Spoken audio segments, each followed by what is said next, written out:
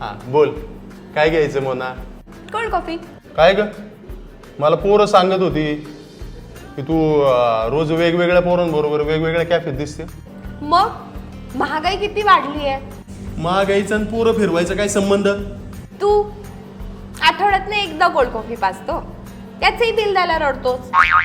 तो बनते बघ, आठवड्यातनं मला 3 वेळा कोल्ड कॉफी पाजतो. सोन्या, माझं किती प्रेम आहे तुझ्यावरती, म्हणून मी तुला आठवड्यातनं एकदाच कॉल करते. घे कोल्ड कॉफी.